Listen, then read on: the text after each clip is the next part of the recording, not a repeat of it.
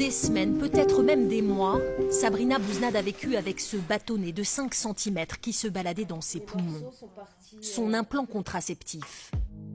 Placé à l'origine dans son bras gauche, il devait diffuser au compte-gouttes des hormones censées bloquer son ovulation pendant 3 ans. Mais dans son cas, l'implant a migré. C'est son corps qui l'a alerté. Des règles ininterrompues et de fortes douleurs au niveau des côtes qui l'amènent à consulter en urgence.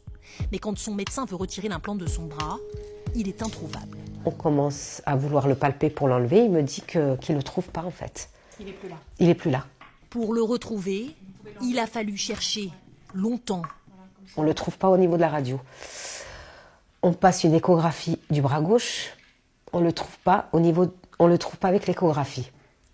On passe un scanner au bras gauche. On ne le trouve toujours pas. Et il était où finalement? Et finalement, il a atterri au niveau des poumons. Droit, ici. Son implant s'était logé dans une artère pulmonaire. Artère qui transporte le sang de son cœur jusqu'à ses poumons. Si elle se bouchait, c'était l'embolie. Mais l'extraire aussi était risqué. Dans les cas les plus graves, pour atteindre l'implant, il faut sectionner un morceau du poumon.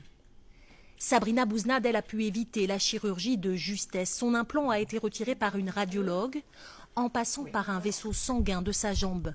Ça a été un soulagement et je me suis dit, ça y est, enfin. Enfin, mon cauchemar, il est fini. Elle affirme que le généraliste qui lui a placé l'implant ne l'a pas informé des risques. Ce médecin a accepté de nous accorder une interview téléphonique filmée. Il confirme, il n'a pas informé sa patiente car lui non plus ne savait pas. Jusqu'ici, au moment où vous l'implantez dans le bras de votre patiente, vous ne connaissez pas ce risque, vous l'ignorez. D'une part, je ne connaissais pas ce risque, je l'ignorais et j'ai jamais eu de problème pour enlever un implant, ce qui est une chose un peu plus difficile que de le placer. Bonne journée. Merci. Pourtant, une première alerte avait été lancée dès septembre 2016. Dans ce courrier adressé aux professionnels de santé, le laboratoire qui commercialise l'implant prévenait déjà d'un risque de migration dans les vaisseaux sanguins, y compris l'artère pulmonaire. À l'époque, 18 cas de migration sont recensés. Aujourd'hui, 4 ans plus tard, l'Agence nationale de sécurité du médicament alerte sur 30 cas déclarés depuis 2001. Visé par une procédure de Sabrina Bouznad, MSD, l'unique laboratoire qui distribue cet implant en France, a refusé de répondre devant notre caméra. Est-ce qu'un médecin de chez vous peut se rendre disponible dans l'après-midi? Au téléphone, il nous explique qu'une nouvelle lettre d'information vient d'être adressée aux 110 000 gynécologues, généralistes et sages-femmes potentiellement concernés par la pose de ces implants. Nous nous sommes procuré cette lettre.